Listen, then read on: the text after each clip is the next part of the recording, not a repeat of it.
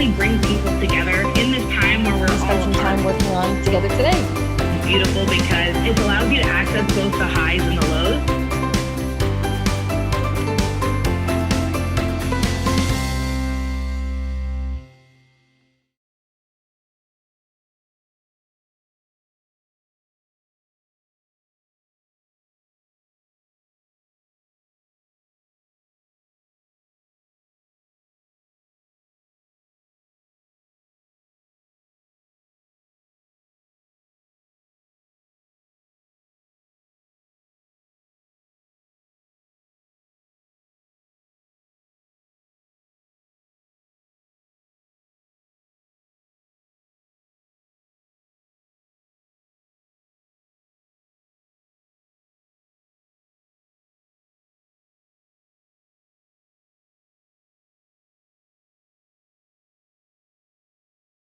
Providing microgrants to independent artists to lead these interactive sessions through a network of wonderful partners, including the NFB today. I'd also like to take a moment on behalf of the Communities Create team to express our support for Black Lives Matter and solidarity with everyone across Canada and the US who is protesting racial injustice. We are not immune to systemic racism in Canada, and I do encourage all of us to be better allies, to hold space for our friends and colleagues who are frustrated, angry, and grieving. Today's workshop is with the NFB, as I mentioned. It's on digital storytelling led by Shiraz Janjua. And before we get started, I'm going to go through some ground rules to make sure that everyone has the best possible experience. Because while we have been in endless Zoom calls, there is, there's some ways to have the best possible experience and to make sure everyone else on the call has a great experience. The first thing that I'll say, probably the most important thing, is to play along, to try the exercises yourself. We have designed these so that there's stuff to do to keep busy as you're doing it. And one of the fascinating things about almost 2 months into this, or a month and a half into these Communities Create sessions, is the kind of virtual space, the virtual community that we create when people are making things together. So definitely try the exercises in real time. I want to say hi to everybody who's watching the live stream. I know that there's people who are watching the live stream today because the session is at capacity. We hope you'll participate along with the people who are inside the interactive session as well. Use Twitter for this. Introduce yourself, play along, ask questions, share your work. Use that Communities Create hashtag, and we'll try to get or respond to as many of you as possible. For those of you who are in the session today, ground rules. For starters, pin the Communities Create video. That's where you'll be able to follow along if there's examples. You'll see what the artist lead is doing at all times. If you don't see the thumbnail to be able to pin it, you may need to scroll through windows to find that Communities Create window, but when you do find it, pin that one. Use the chat feature on the side of the window to comment and ask questions. You will be muted, your microphone, and we'll unmute you. The moderators will unmute you if you have a question to ask. So if you ask it over in the comments, we'll make sure that we get to you when it's an appropriate time. Any audio is recorded and archived. Your video, finally, is controlled by you. It's viewable by other participants, and it's not recorded. So I strongly encourage you to keep your video on because it's really nice to see everyone else's friendly face as we're creating content together. There are a bunch of people who are on this call from our side. We've got Shiraz, who's leading the session. We've got Brian Sellers from the NFB. We've got our community engagement team and tech team, and Diana Breacher, who I'm going to hand the virtual floor over to now. Diana, one of the reasons that we're doing this is to give people a creative outlet for their emotions. So maybe you can take a moment and just tell people a little bit about your role and what you're doing here. Thanks, Ramona. Welcome, everyone. I'm a clinical psychologist and I work at Ryerson, and I'm part of this program because we're focusing on how we're feeling right now. And there was a real recognition from the start that for some people who participate in these workshops, you might get triggered in some way. And if you do, there's various different ways to reach out and get some support. So one is through the chat room. I'm here with one of our graduate students, Rachel. Rachel, you wanted to wave? Great. We're going to be kind of monitoring the chat function, and if something's coming up and you want to get some feedback or support, or you want to vent, we're here for that. Also, at the end of the session, when we stop the recording, Rachel and I will be sticking around to chat if you'd like to. And then finally, on the resource, on the Communities Create page, there's a resource tab, and we have some resources in Toronto that are all digital or phone where you can get some additional support. So welcome and have a wonderful time today. Thank you so much, Diana. Now, I'd like to introduce Brian Sellers from the National Film Board. We are so excited to have this session today. I don't know if there's a better organization in the country to be leading this workshop on digital storytelling. So we're so excited to be able to share this with our community and your community. Maybe you could just tell us a little bit about the organization and your reason for joining Communities Create, this initiative, and what you're most excited about today.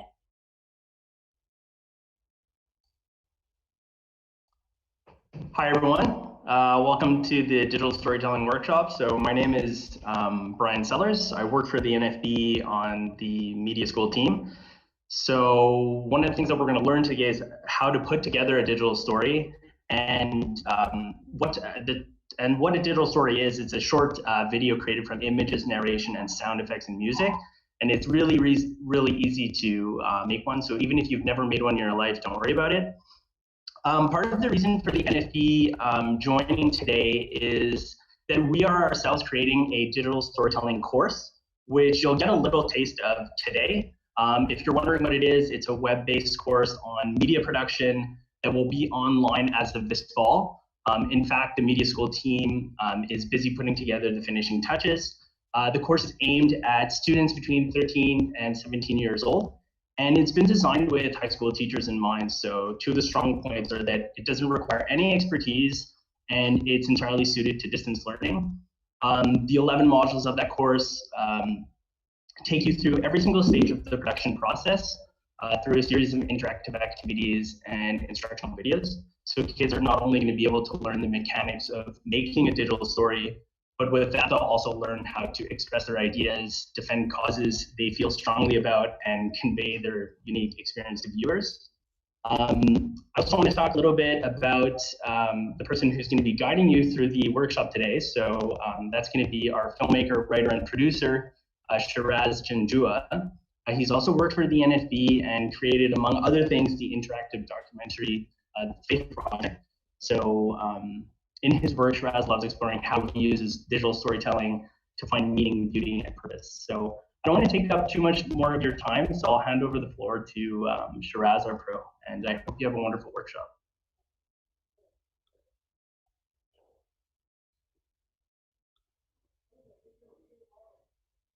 Hello, everybody.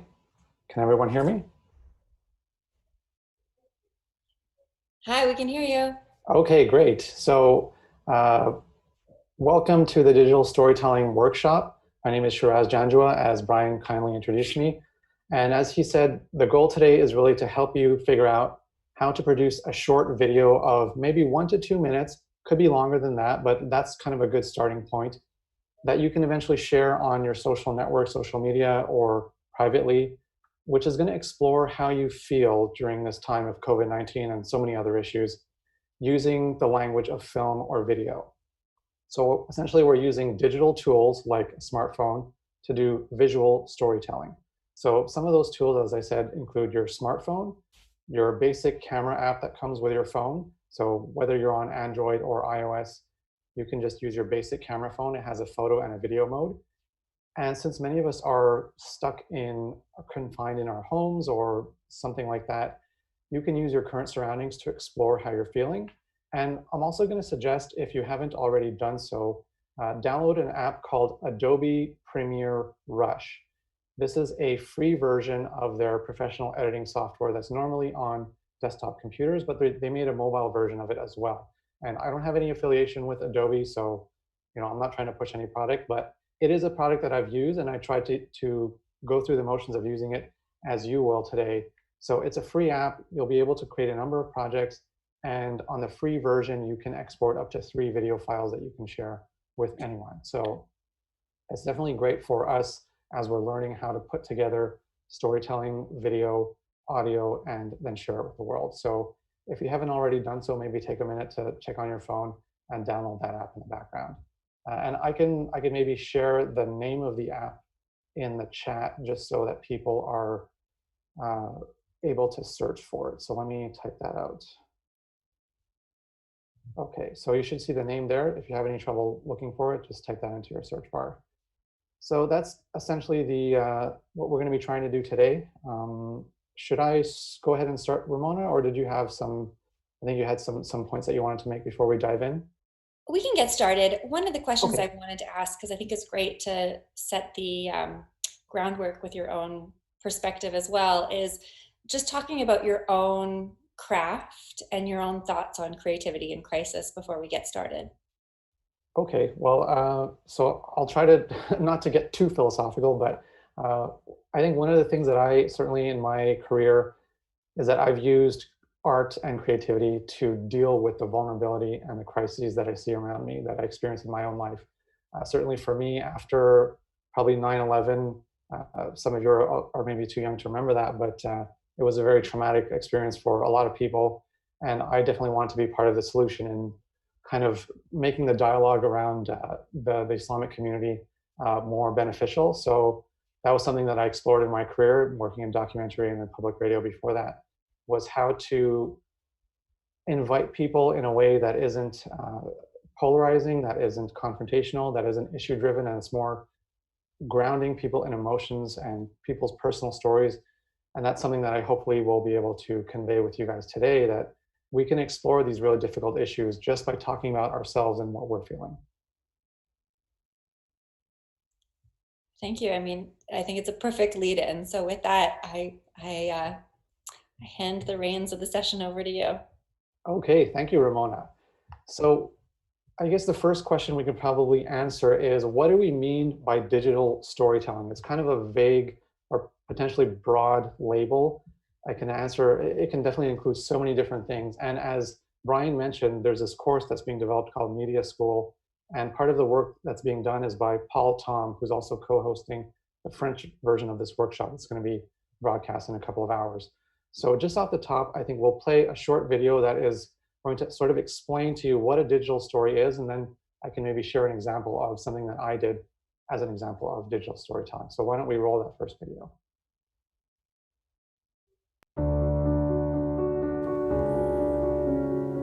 How am I feeling? I'm feeling a little boxed in, kind of like those kids in The Cat in the Hat. I have good days and I have bad days. And on a good day, I'm one of those annoying introverts who's like, yeah, social distancing, I get to avoid people. The thing is, I'm actually naturally a shy person, so I always have a bit of anxiety around other people. But I'm finding that all this distancing actually reinforces that anxiety in an unhealthy way. So I try to manage that. I go out for walks and things like that. And when I walk to the park that's near my house, I'm actually reminded about how depressing things actually are right now. So I have to catch myself, tell myself to just breathe, take all that anxious energy and channel it, use it for something productive. So let's go back to the lab and let's make something.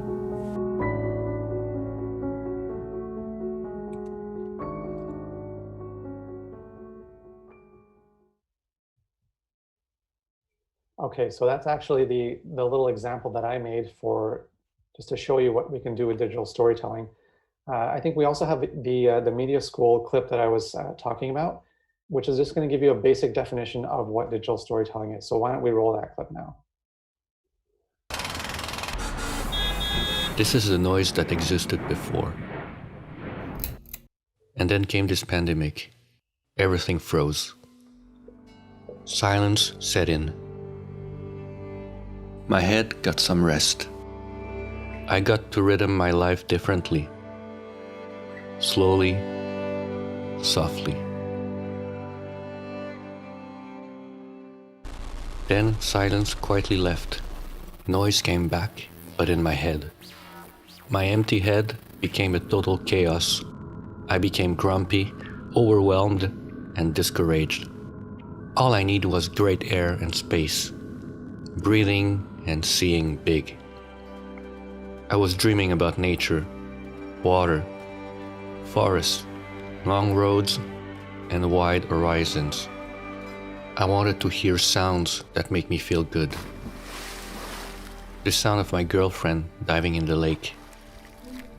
The sound of my daughter eating roasted marshmallows over the campfire. The sound of my head getting back its marks. Everything will be fine.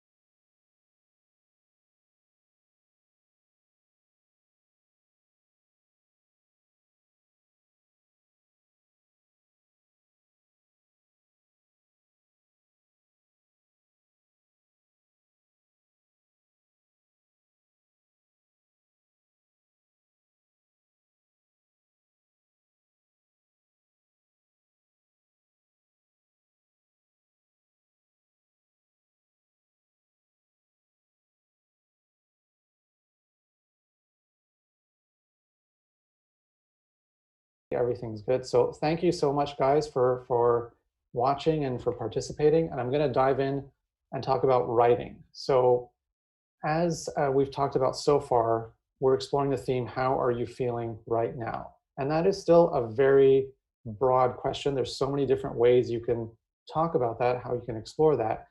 And what we're looking for is, how do we narrow that down into something more specific that is really relevant to you, that speaks to your own experience? And we're looking for an angle into this big subject.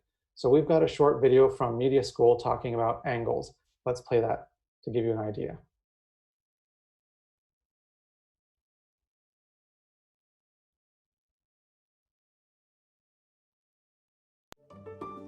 What is an angle? Finding an angle for your story may be the hardest step in the creative process, but it's also the most satisfying, because it's the angle that will make the story stand out and engage your audience. There are many different angles you could choose for the same subject. But what exactly is an angle? An angle is a unique way in which a story is addressed.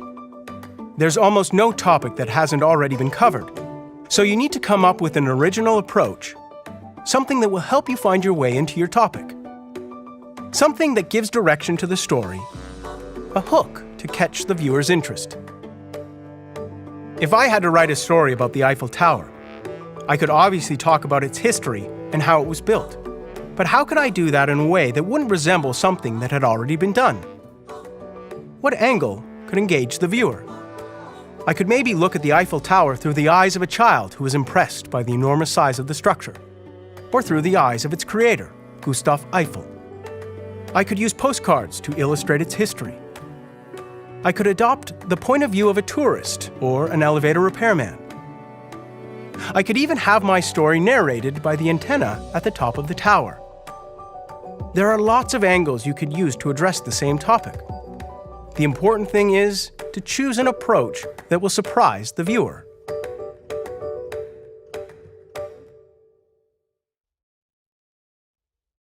So the angle that I actually adopted was I was thinking of how I would be interviewed. If I were being interviewed in a documentary, answering that question, how are you feeling right now? This is going to be my answer. And the example that I want to give there is that as filmmakers, when we are producing documentaries, we interview people, we're trying to get from them details about their lives. We're trying to get anecdotes that have a beginning, middle, and end, and descriptions of emotions that particularly happen during periods of change. So something has happened. How has this experience changed me? But not everyone is, naturally a good storyteller. Not everyone's comfortable telling and communicating in that way. So what we do is we try to ask them different questions so that they can find a way into that wisdom that they're carrying and able to share that with the world. And I've got a couple of examples here. One of them is from the PBS documentary that was recently created called American Portrait: In This Together. So these are, they created a documentary based on videos that were sent in by people around the world, and the producers edited those videos together into about a 25-minute video that is available on YouTube. And the way that they started this project is they sent out a couple of questions to people to get them thinking about how this period was affecting their lives. And we're going to put up some of those questions on the screen right now, if we could. And I'll talk through maybe some of those as examples of angles that you can use when you're thinking about, answering that question, how are you feeling? There's different ways to talk about it. So let's see if we can okay, so this is going to be the first exercise a little bit later on, but I'm just going to talk about, where am I? Here. Talk about these questions. So how are you feeling right now? That's the main question that we are using in these Communities Create workshops. Another question, for example, that they used in American Portrait is, when this is over, blank. So you get that question, you think about, what am I going to do when I get out of this? Who am I going to talk to? Where am I going to go? What am I going to get to do again? Another thing is, what keeps me up at night? So this is more about an emotion. This is about tackling the worry, maybe some of the anxiety that you're feeling. What are the problems that you're currently facing? And talk specifically about maybe one of those problems. My Saturday night looks totally different due to COVID-19 because. So now we're talking about a change, a transformation. This is a moment that's turned your life maybe in a new direction. So what is different now because of COVID-19? And it doesn't necessarily have to be, a negative or a traumatic event. It could be something that you've learned to appreciate, something that's different, something that you've been allowed to do that you hadn't really thought about doing before. And now, because of the circumstances of life, it's brought this new experience into your life. So these are just some examples of different storytelling angles that you might be able to take. I guess we can take the graphic off now. And we're going to post that again during the exercise. But hopefully that's starting to get you guys thinking about, what am I going to talk about in a video that I create, similar to the ones that myself and Paul created. What am I going to think about sharing with the world? And as you're thinking about taking that very big, broad idea and funneling it down into narration, I want to share some tips, again, from media school about writing the art of narration. What does it involve, and what can you do to make it easier on yourself?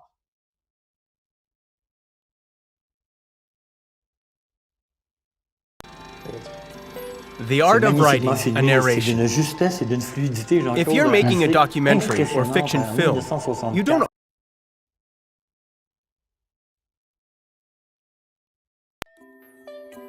The art of writing a narration. If you're making a documentary or fiction film, you don't always need narration. You can advance the story through the action and dialogue.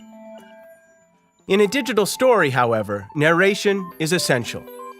It would be almost impossible for me to tell my story without it. So I'll try to narrate. Imagine if someone mimed a story with no words at all. What we're talking about is, it could be amusing for a while, but it's very unlikely that the audience would fully grasp what the storyteller was trying to convey. Narration is the thread that ties together all the different elements of a digital story: the ideas, the angle, and the narrative structure. It lets me create my story through a series of scenes and gives it its tone and color. I can make my narration poetic, funny, ironic, factual. My choice of vocabulary, writing style, and pacing reveals my intentions. Do I want to inform my audience, move them, raise their consciousness, incite them to action? You're probably wondering whether you should write your narration before or after selecting your images. There's no hard and fast rule. The narration and the visuals work together, playing off each other. So you can start with the narration or the images, or go back and forth between them. Now it's your turn to explore all these rich possibilities for writing your own narration.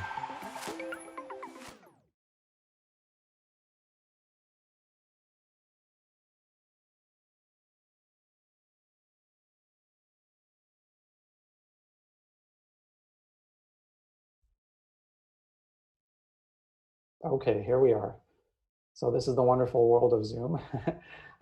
So I would just want to underscore some of these, the concepts that were in the video as we go into our first exercise. So you're combining your ideas, you're combining an angle, and you're exploring that through a personal account of an experience that you had. And generally what we want to do in a narration is describe physical things. So physical locations, visible actions, sensory details, and of course, stuff that's nearby, that's part of your daily life. Hopefully it's a moment in time that you're capturing, and use those as a way to describe what you're feeling right now. Use one of those questions to kickstart your thinking. And when I say writing a narration, there's maybe two ways that you can do that. So what I did is that I used a video recording. I recorded myself with my phone and answered that question and used that as my narration.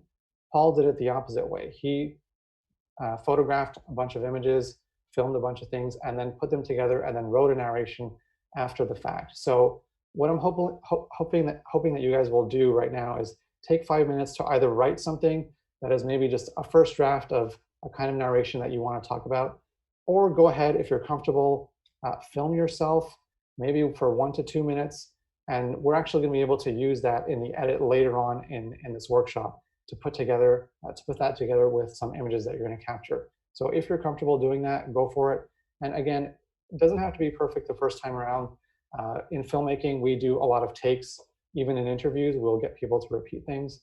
So feel free to experiment. This is just dipping our toes into this act of creation. So let's go ahead and let's get those questions up on the screen to help people think about what they want to express in this narration.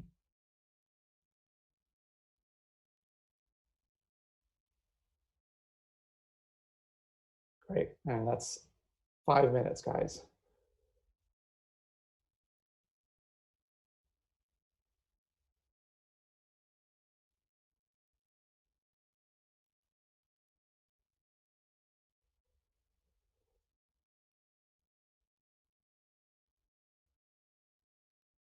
And I will type the questions in chat. I see some people are not seeing them, so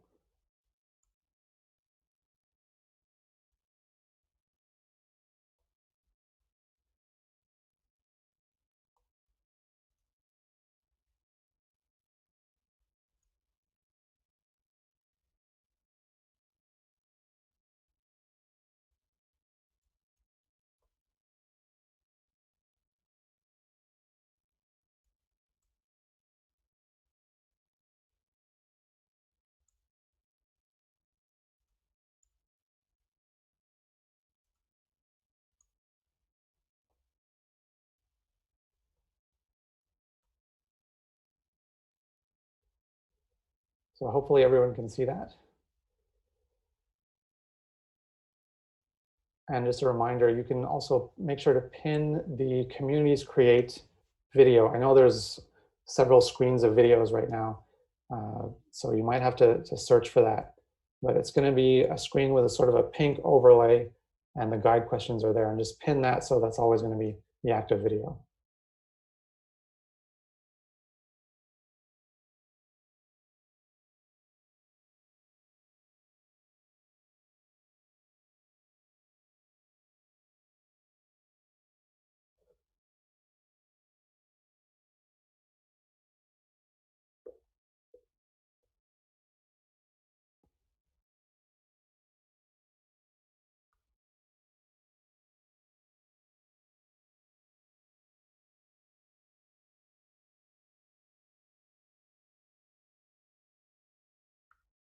So Jane Green posted a comment here. Love in the time of COVID-19. Great question, great topic. I've seen some articles of people trying to figure out how to do Tinder dates despite physical distancing. People meeting up in video games like Animal Crossing and having virtual dates there. So those are all great stories to tell.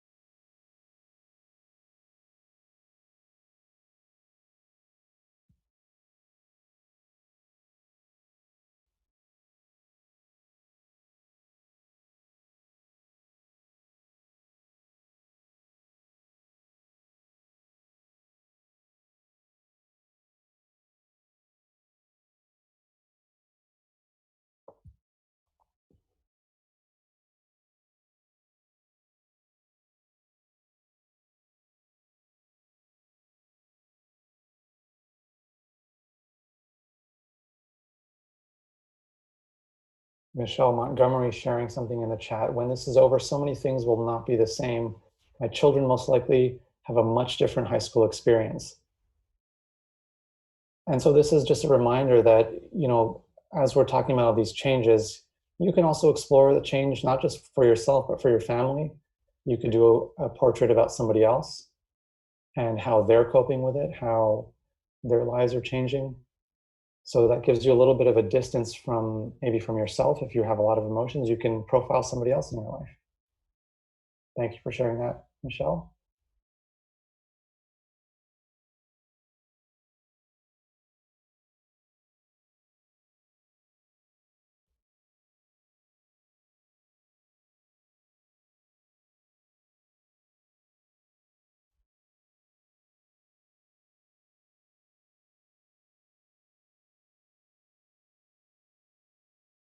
Jane Green sharing a little paragraph here. When the lockdown came in COVID-19, I felt that sudden momentary panic that I think everyone felt. I can't see my friends. I can't hug them. I can't go outside and look at people engage in their lives. This panic sent me back to Facebook, where messages awaited. So that very ominous ending of, oh my God, seeing the world through social media, which in and of itself is already kind of a volatile place. But there are some great details there, friends, hugging, outside. And these are the sorts of keywords that we will use in the second exercise to find images to capture and tell our story visually. So I want to see how we're doing on time. I think we're probably about another minute or so.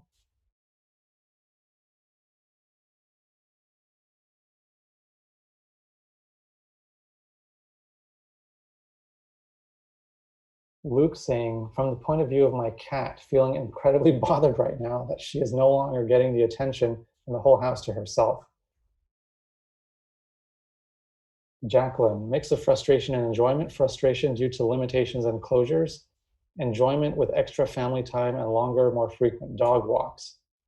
So that's maybe something that you would film, is you walking your dog. Geo, when this is over, I can only hope that we'll take the opportunity to revisit a society/system that continues to revisit a system that continues to foul the earth and divide haves and have-nots. So a very issue-driven thought from Geo. Saturday night could be a metaphor for that canceled Mexico trip, Brian says. Lots more sharing coming in. When this is over, I'm hoping to feel the rush of energy that you get when you experience listening to your favorite artist live in concert from Amanda. Kristen, from the last few moments, I've been watching spring evolve, unheeded by the COVID that is so changing my life. My ability to cook for friends and sit around at the table, sharing, touching, this dichotomy plays in my mind. So that's a beautiful scene that Kristen has described, and that's actually a great thing that you might be able to film. Ramona, we thought we'd have all this free time, home all day and night, but I've never been busier. There is no downtime. It's relentless. Megan, what keeps me up at night is money or lack thereof, losing a job, going to school. Very scary. So I think we'll dive back into the next session, the next part of the workshop. Thank you so much for sharing those, guys. Great start to laying the foundation for your film. The next step is actually capturing images. So we've started a narration. Maybe you've written something. Maybe you've had a chance to film something with your camera, expressing those emotions. Either way, what we're doing is the next step of putting together a film is capturing what is sometimes referred to as B-roll. So A-roll is the interview. So for example, for myself, I capture myself being interviewed. That's the A-roll, that's the primary footage. Then the B-roll is all the footage that supplements and explores and brings to life what someone is talking about in their interview. So when I was developing my video, I started out with a really sort of pragmatic question, which was, where am I actually going to film this video diary, this video confession? Because the house, other times, has got all kinds of people here now. We're all sheltered together. My 2-year-old niece is keeping everyone very busy and obviously is very active and noisy, so it's not always a great place to record a narration. So I decided, okay, I'm going to go in the car, and that's where I got this image of being boxed in. It was sort of a visual metaphor, and so that was something that I decided to do.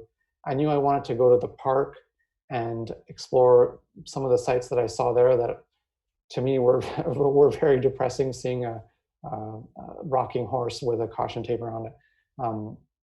Very, very different image. So the rest of it, though, I had to actually do some exploration, which is walking around, collecting images. So that's what we would call visual exploration, moving the camera around. And now I'd like to share another excerpt from media school in which a filmmaker named Jean-Claude Labrec talked about this theme of visual exploration.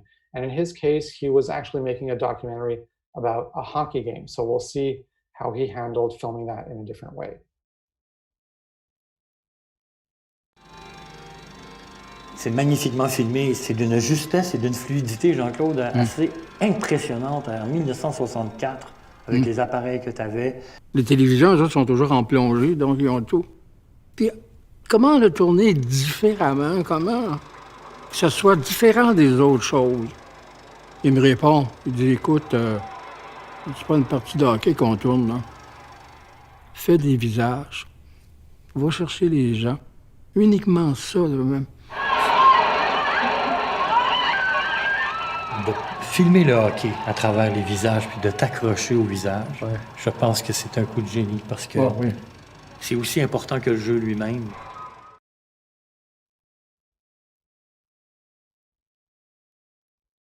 Okay, so what Jean-Claude there was talking about was he's filming a hockey game.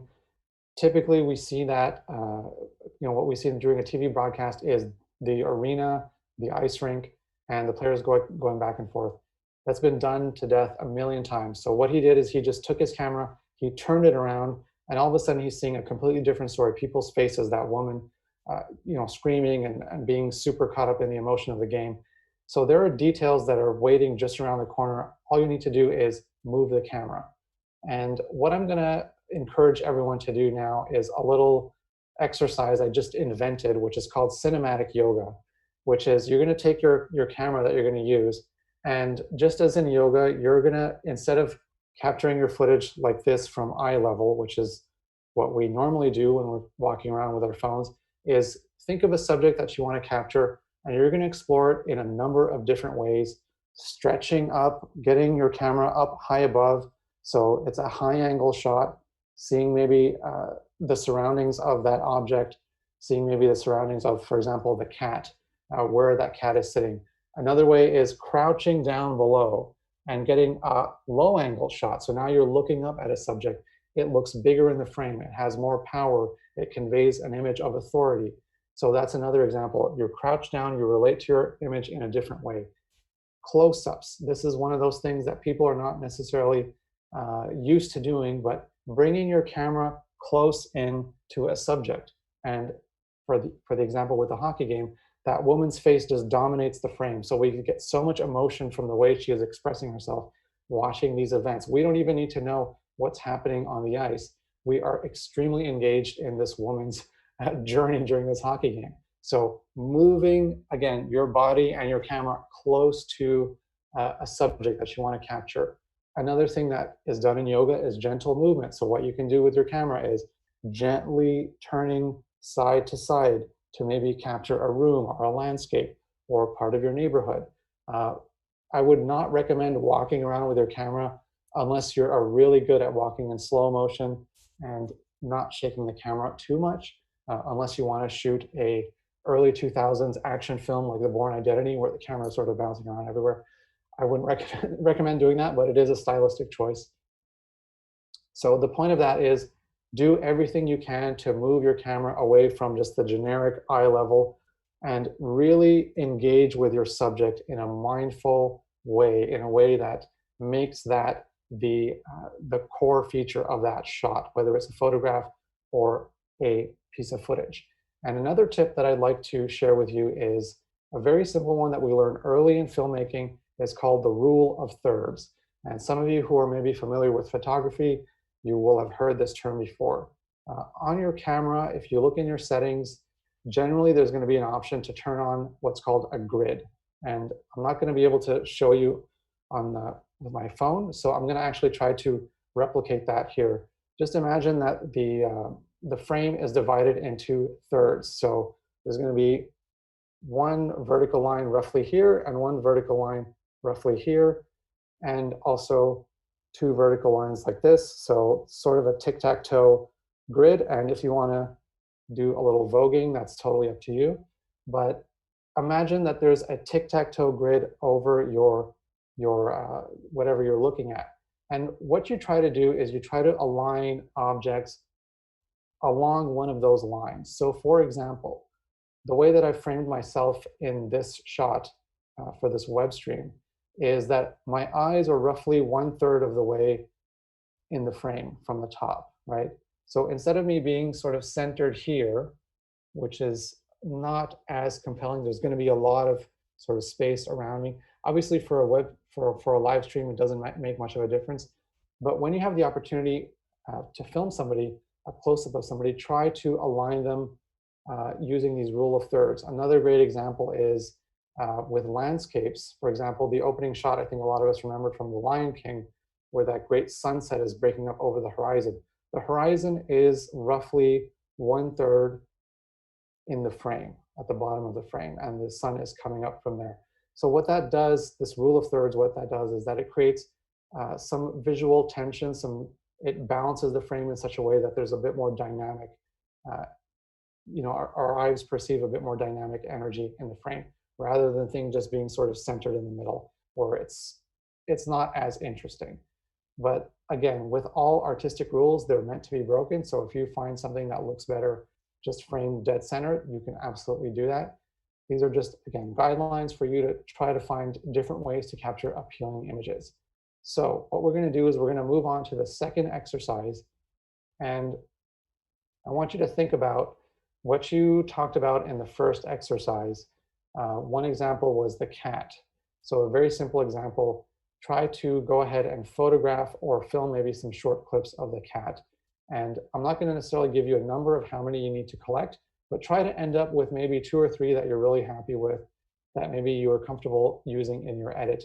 And even if it's just for the example, try to end up with maybe 2 or 3 good images. And as I said, do that yoga, move the camera around, get in close, back away, try to go from a different angle, be an explorer. We're looking for the cat, get some shots of its tail, get some shots of its face, get a wider shot from the room showing the cat owning that space. It's his house or it's her house, as cats often like to monopolize the space. So go ahead, take 5 minutes, take your camera, and go exploring. And actually what I'd like to do, if you're having trouble getting inspired, I'm going to put up a slideshow here. These are going to be images that were photographed by the other co-host of the French live stream, Joanie Lafrenière. She's done a number of photo essays exploring a number of different subjects. So if you're thinking about, well, what details should I be collecting, take a look at her photos and maybe use that as inspiration. So go ahead, we'll take 5 minutes from starting now and come back and we'll talk some more.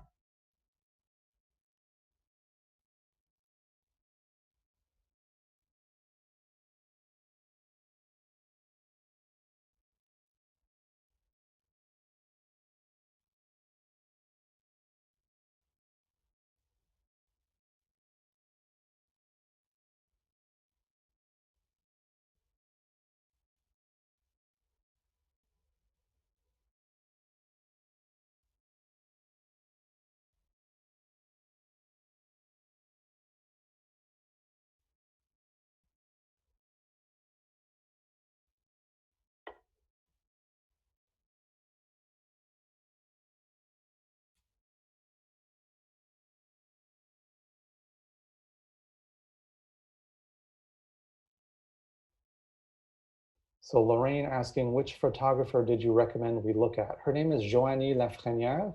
Her images are on screen right now, and I will, I'll link to her website in the chat.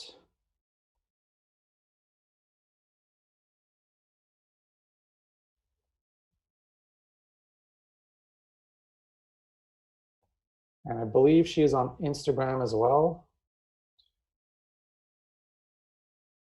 And this is her handle. So there are 5 underscores there for those of you counting.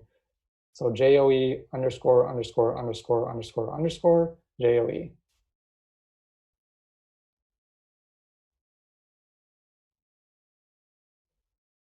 And if you're looking at these images, you'll notice in some of them, the rule of thirds will be at play.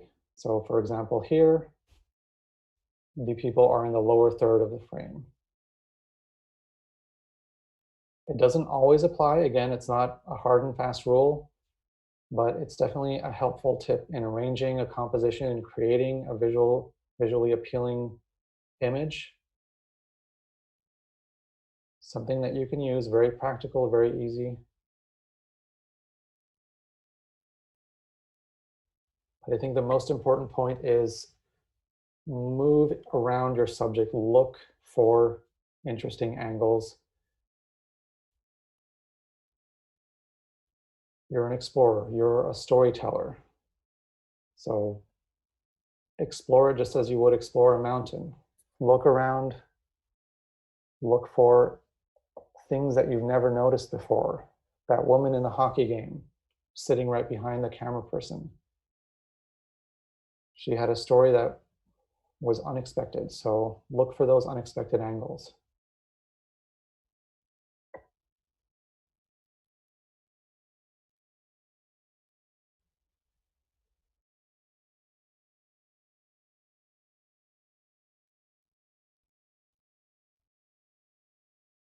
Another point that is maybe difficult to control, but definitely is very important in photography and in cinematography is lighting.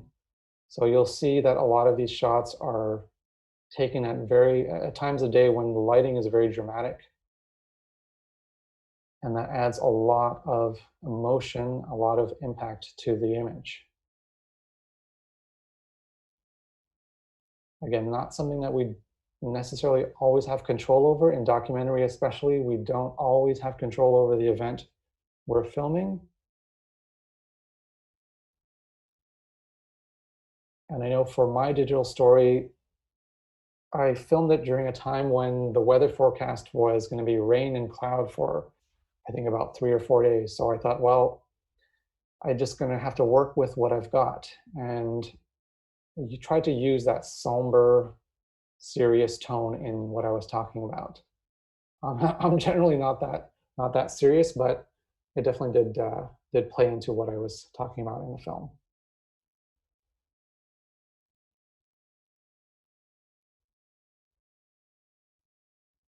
So we got maybe another just under a minute before we look at how we can put these shots together in our editing software.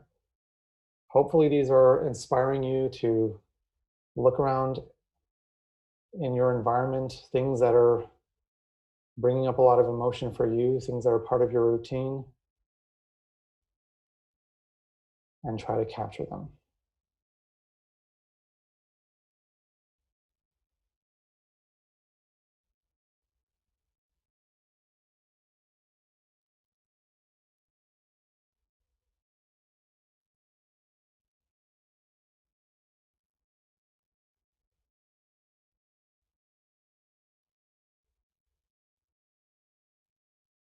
All right, so I think our 5 minutes are just about up.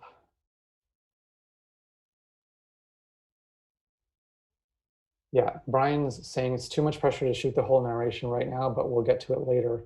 Definitely agree with you there, Brian. I am not someone who's good at creating spontaneously under pressure. So what I did was I actually wrote my narration a couple times and then practiced what I wanted to say and then did a couple takes. So these are meant to be just an introduction into this process that may take a couple of days if you want to take the rest of the week to do that. Totally up to you. Any other questions from the chat so far? I know we're throwing a lot of information out there. Making a film is quite a complicated undertaking. To do that in the span of 30 minutes or 40 minutes is maybe daunting for some folks. Is all this info out in one place on a website? Well, I think we're going to have all this in a YouTube video once this is done, and then Media School is going to be going up live later on in the fall.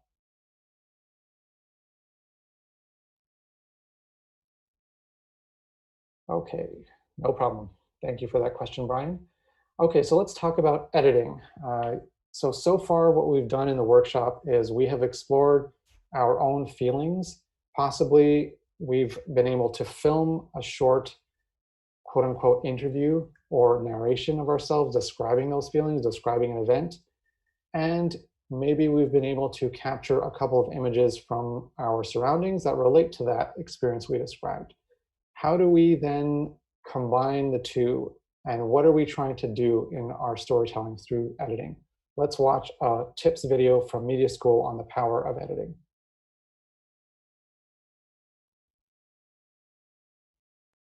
Pro tips.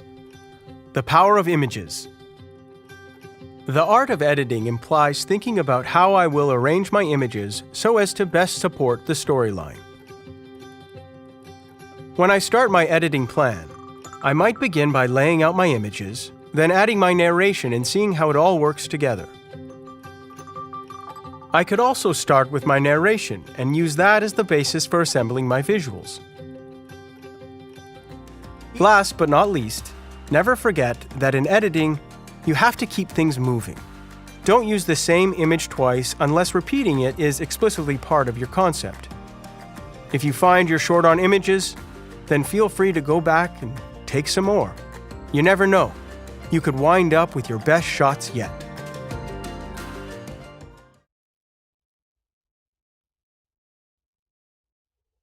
So editing is about making choices. And one of the first choices that you're probably going to make, which you'll see that the example of both my film and Paul's, is whether or not you put yourself in the film. So that's a choice that you can decide to do now. You can decide once you've collected your images, no, I don't think I need to be in this film. Maybe the images are more powerful without your narration or without your appearing on camera. So that's definitely a choice that you're gonna figure out as you're playing with the footage, as you're manipulating, as you're trying things. What I'm gonna try to do now is actually demonstrate how to do some of this assembling of your video material.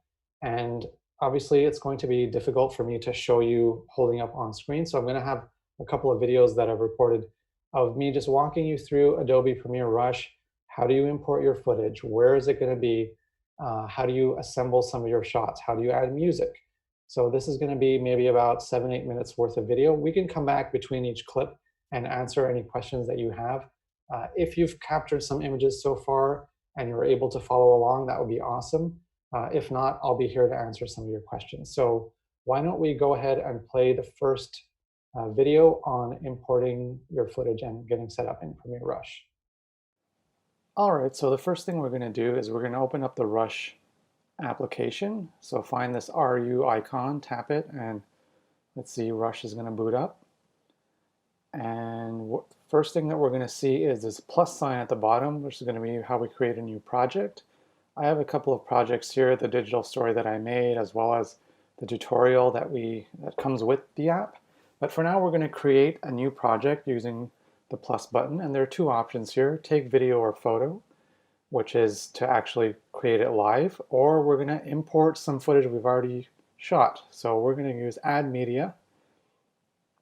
And you can start sweating at the sight of all these different sources from where you can find your footage, but let's go through camera roll, moments, videos, photos, albums.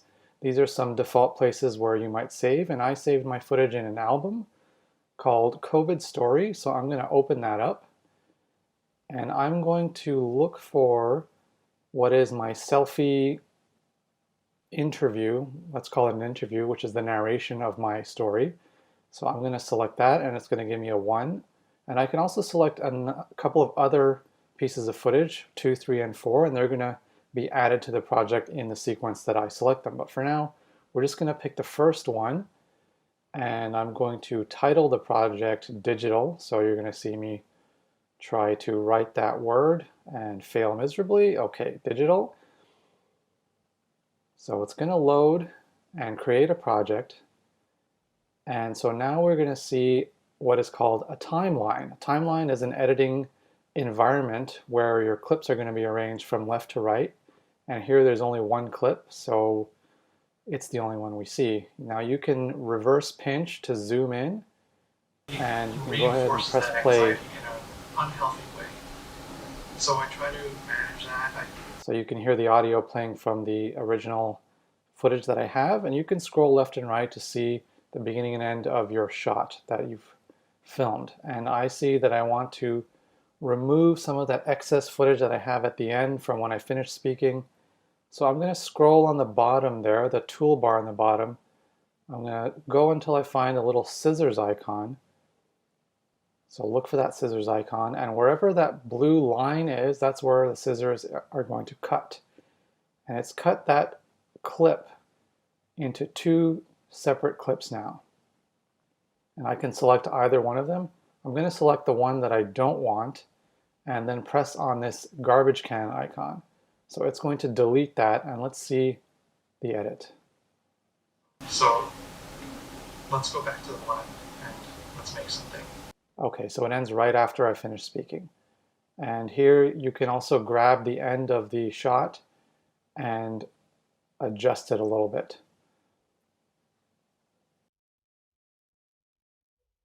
Okay, so that was just the first clip.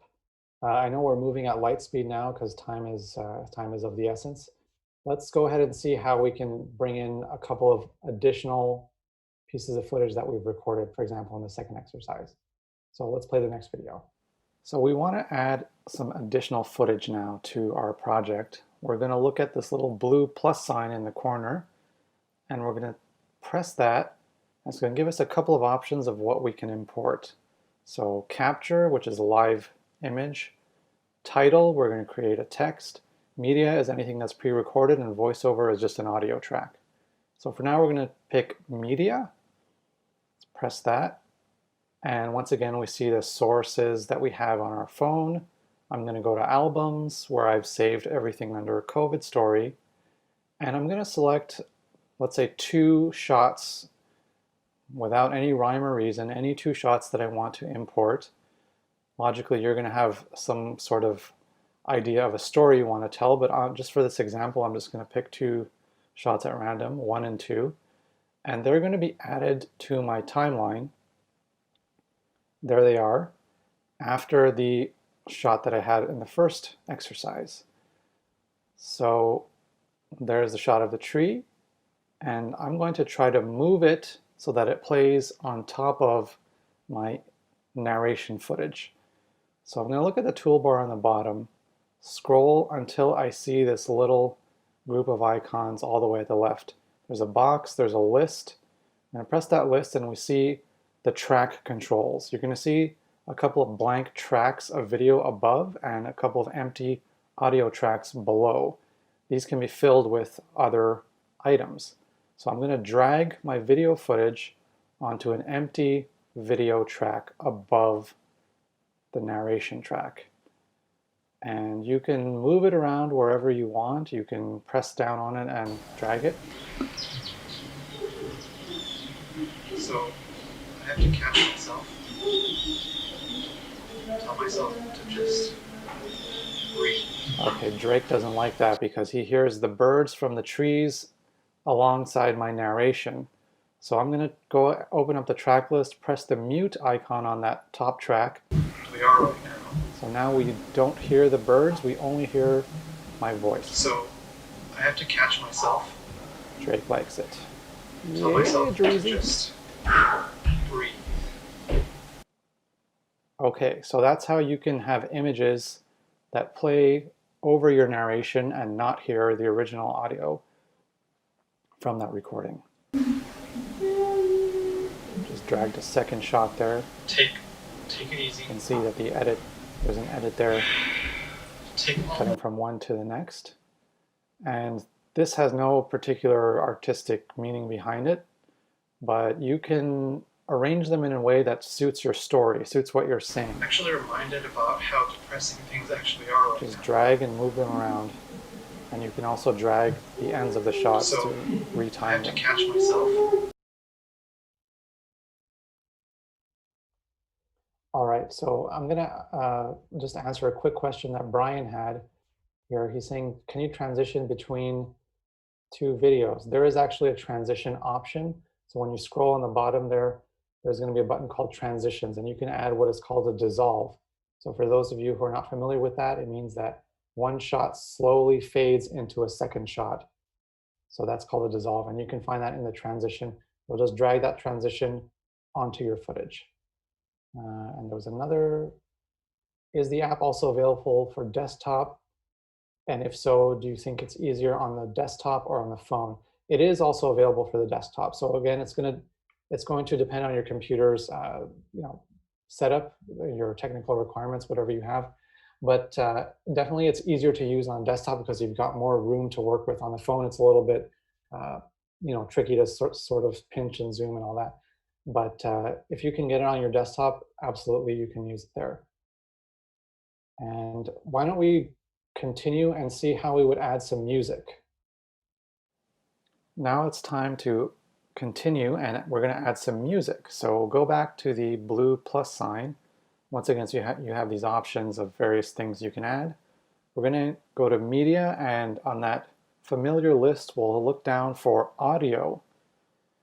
And Rush actually includes a number of free tracks that you can use in your productions, in your videos, under Rush soundtracks. And here is a full list. You can scroll up and down these sample tracks. They're all instrumental. Different moods, different emotions, different styles. And you can find one that you like. Let's try this one.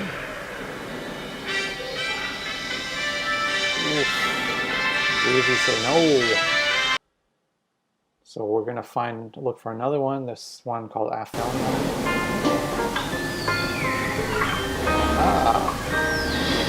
Looks like we got ourselves a winner. So let's pick that one and import it. That may suit my story a bit better. It's not the one that I used, but just for an example of what you can do, you can import that. And you can see it's longer than the material that I have, so I'll probably have to cut it. But let's just hear it for now. How am I feeling? Okay, yeah, that kind of works. It has a little emotional feel to it. So now I'm just going to chop off the end. Unfortunately, in Rush, you don't have an option of fading out the music, or at least I have not found how to do that. So you would have to edit that in an external program. But for our purposes for here, I think we'll just leave it at that. All right, and I've got a couple of questions there in the chat, which I do want to come back to, but let's just wrap up with the last video, which is going to show you how to export your finished video project. It's time to export our completed project. So let's open it up again and look for this share icon on the top right and press that. It's going to bring up an options screen. We can adjust some of the quality settings, but I'm just going to export it as is, trust the default. And it's going to render. We're just going to fast forward this. And once it's done, we should see a successful, yes, there it is. Mission accomplished. We've just created our own digital story. Okay, so I know that was a lot of information. Hopefully it's not too intimidating to use. We're going to have this session archived, so you'll be able to go back and look at it. I had one question about stock footage. Can we use stock footage, and how would we use it on our phone? So you can essentially use any image that's been created in the universe as long as you can get it on your phone. And typically it's going to be found in your camera roll. So whenever you save an image, let's say on your web browser, you're going to save that to your camera roll, and then you can import that into Adobe Premiere Rush. And one thing I would want to mention, because the NFB does care about creative rights and making sure that people's artistic creations are respected, is that try to find footage or photos or music that are governed by Creative Commons. Creative Commons is a licensing tool that exists on the internet where people can share freely the things that they've created and allow others to use them in their own productions. So for example, the music that I used in my piece was not from Adobe Rush. It was from a website called Free Music Archive. Free Music Archive. You can just search for that in your search engine of choice. And on that site, you can use tracks that have been created by musicians. And these are available for public use as long as you're not using that and reselling that in a commercial product. You can use that, just indicate to your followers or whoever in your attribution of your creation. I use this piece of music created by so-and-so, and this is the source where I got it.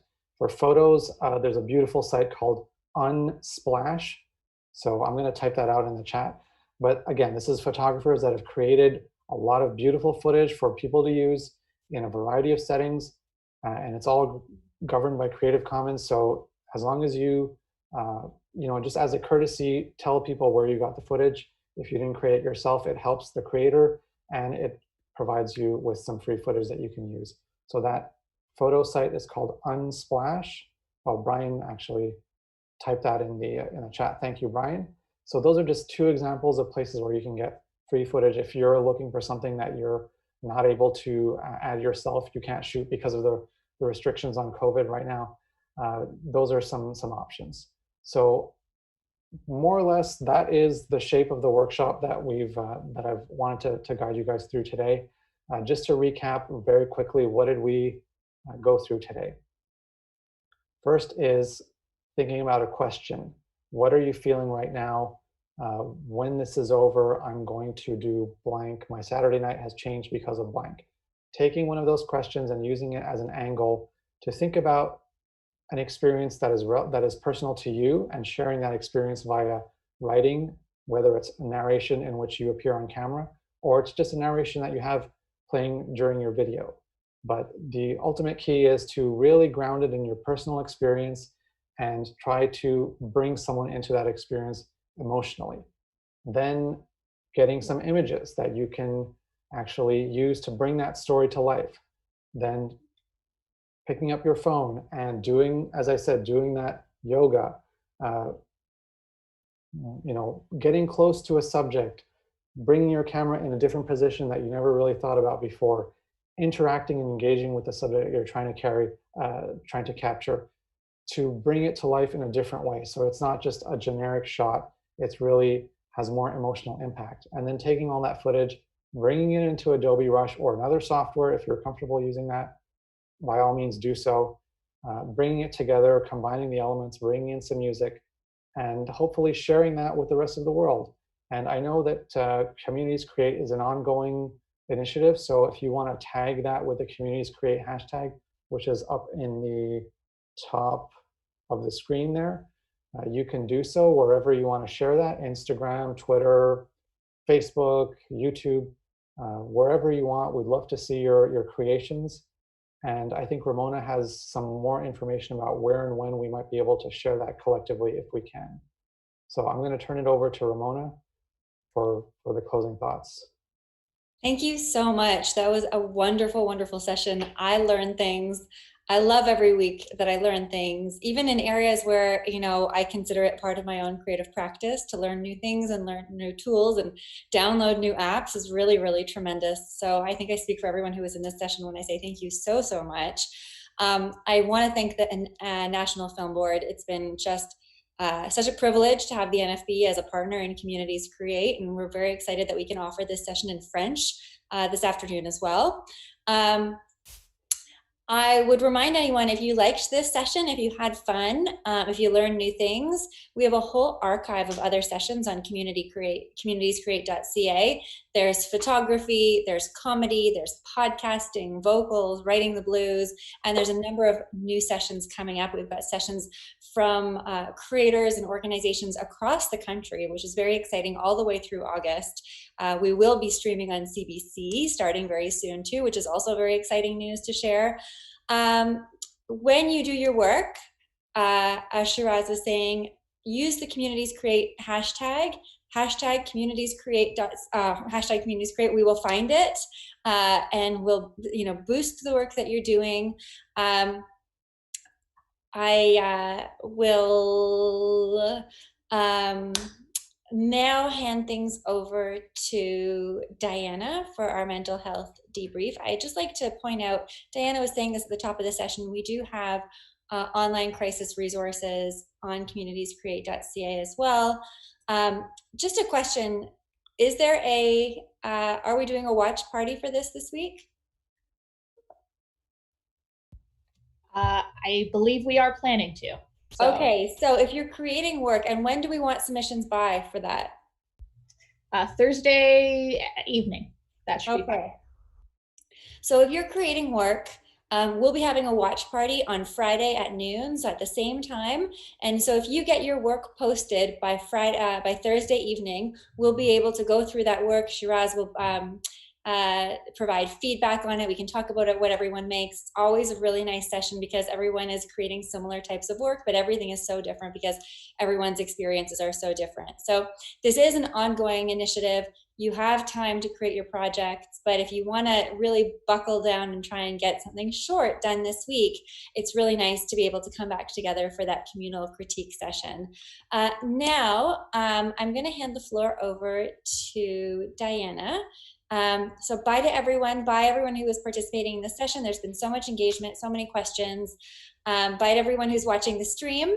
I'll take a moment and then if you're taking off, thanks for joining us, and over to you, Diana.